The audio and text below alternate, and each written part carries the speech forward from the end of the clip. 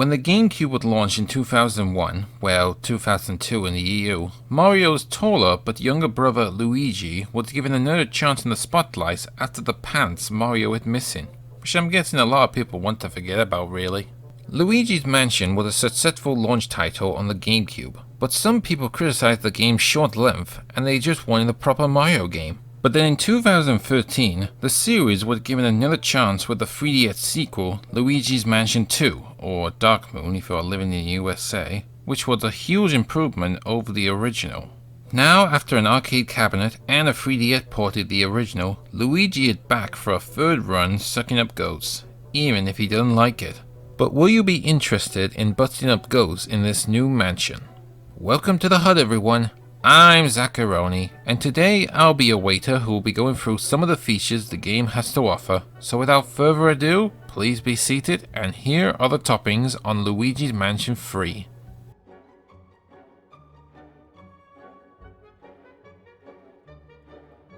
After saving Princess Peach countless times, Mario, Peach, some Toads, Luigi, and his Poster-Puck companion are invited to the luxurious last hotel, where they were greeted with luxury, kindness, and cake. But after checking into the hotel and laying in for the night, Luigi wakes up to find that all of his friends had been taken by his arch nemesis King Boo, who had escaped from his imprisonment. Again. But after escaping through the laundry chute, he found his old friend Professor Egat, who had discovered that this was all a trap to lure in Mario and company, and the employees are ghosts that haunt the hotel. Although, come to think of it, maybe this should have been called Luigi's Hotel, and then people might say this is a sequel to Hotel Mario. Oh, right. Forget what I just said. Let's move on, shall we? Now equipped with the new Poltergust GOO, Luigi must explore the entire hotel to save his friends from King Boo's imprisonment, and possibly get a proper vacation after dealing with insult and bad luck he has got in his entire life.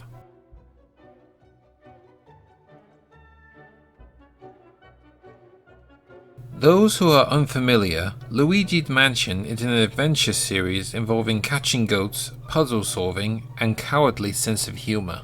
Unlike the last game, where it presented itself with levels, Luigi's Mansion 3 now allows you to fully explore the environment without constantly going back to the professor's lab. The game is linear, where you are presented with puzzle scenarios, ghost battles where you can't leave the area until you have cleared them out, ultimately ending with a boss fight, who are holding the elevator buttons you need to proceed to new floors in the hotel, and you can return to previous floors to find hidden Boo fights and gems to obtain. The Professor's Lab is located on B1, where you can upgrade your Poltergust to find Boos and gems more easier, and you can check out all the things you have collected on your journey in the gallery section. Plus, you can fast travel back to the lab without taking the elevator, and then you are back where you left off, so that you don't have to constantly go back and forth. There's also a cooperative multiplayer mode called Scarescraper, where up to 8 players with 4 switches must work together to complete objectives through 5 or 10 floors, like capturing ghosts, collecting a set amount of money, and escorting Toads to the exit. This mode can also be played with 4 players online with voice chat via the Nintendo app on your phone, but a second player can jump in on the same switch as Luigi, I'll explain about that later, making it 8 players if you got a friend over at your house or on the go.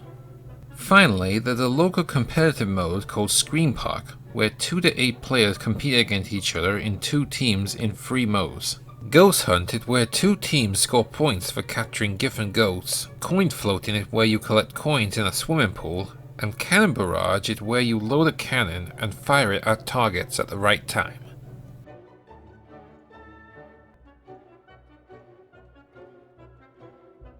From the Royal Dining Hall to the ghosts with mischief personality, the game presents itself with colourful 3D graphics with less lighting for a light-hearted spooky atmosphere that goes up to 1080p running at 30 frames per second. The soundtrack, which featured a different spooky theme for each floor, is composed by Chad York and Darren Radtech, who previously composed Luigi's Mansion 2/Dark Moon, returns for the prequel. There isn't any voice acting in the game, but Mario Man Shario Montanet still does voice puns, taunts, and shrieks for Luigi throughout the whole game. As for options, well, there aren't any sliders to alter the music, sound effects, and voices, but you can alter the brightness of the game, but you can only do it at the professor's lab and not in the pause menu.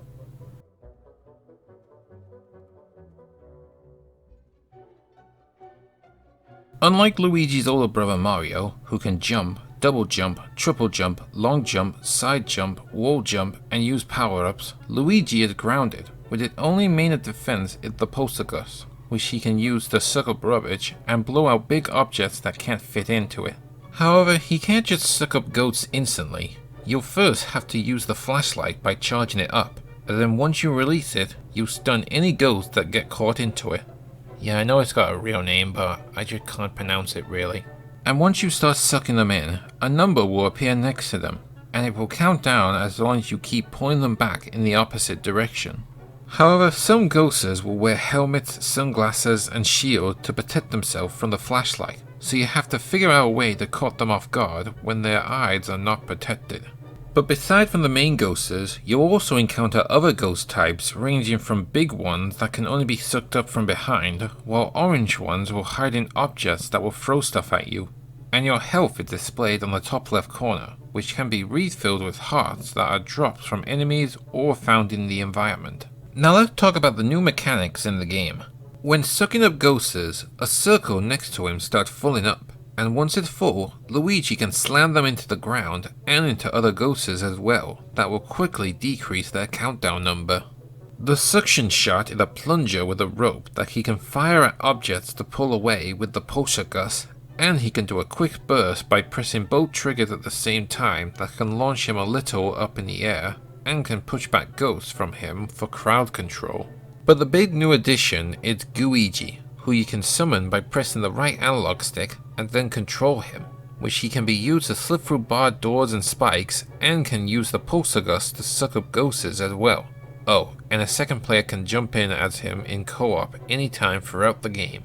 Plus, he's also used for puzzle solving, like while Luigi is blowing the fan on one side, he can summon Luigi to blow the other fan to open the door. However, Luigi will have less health than Luigi, and he's instantly evaporated when touching water. But luckily, he can be used again for a few seconds, and you can store him away by pressing the right analog stick twice.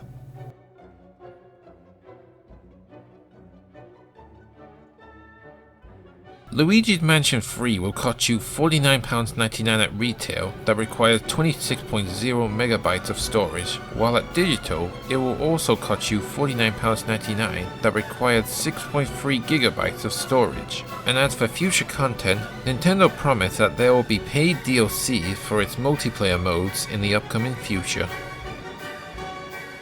Well, that's some of the features that I can tell you right now, but if there are some that I have missed, let me know in the comments, and I hope this will give you an idea of what you'll be getting for your money.